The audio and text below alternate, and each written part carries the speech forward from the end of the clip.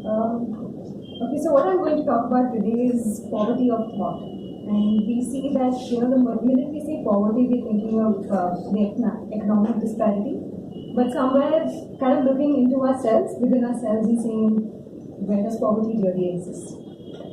And this is a poem that came out of my recent experiences in rural India. So it's kind of inspired from that.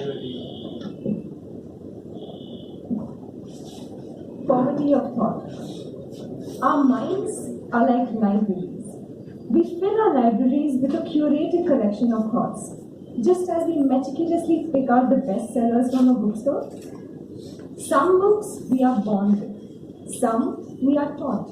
Some books are conditioned into us and we create a few more. Every situation demands a book to be reopened, a thought to be shared, and an action to be justified. Now, ask yourself, how often do you open up your library to people without a library card?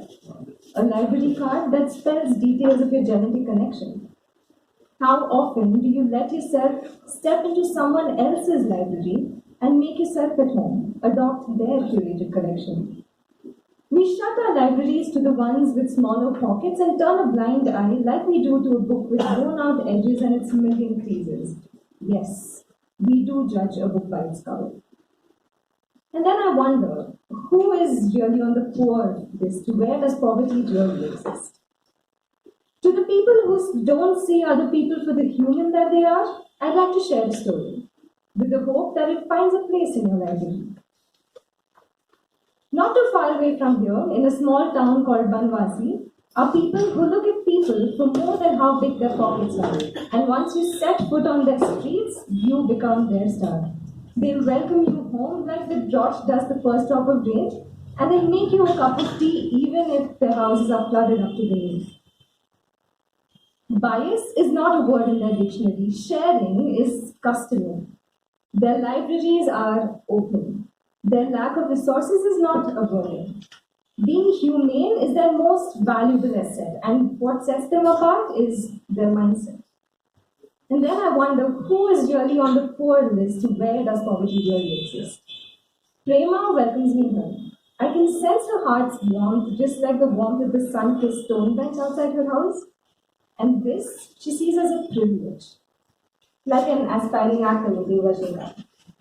They rummage their dark rooms or their aging brown houses, only to find some boxes to sit on and some forgotten pennies. They rush out to return with a few nitbits and a spirit that's fitting for ceremonies. Generosity is not just a trait that every mother gives her child, but feeds it to every cell that grows. And her child. She imbibes it like a little seed does water, and as it spreads to the smallest of pores, her character shines brighter than the first glow of sun on dewdrops. 200 miles away, a city-bred man, more milk to spare and more space to share, closes his doors and just does not care. And then it struck me. Who is really on the poor list? Where does poverty really exist? You choose how big your library gets, how rich and precious your collection is. Yet, we bar our libraries with heavy locks of self, selfishness, self-deficit, and don't realize that empathy is its peak. We blame the system for all misery, but what does your internal system say?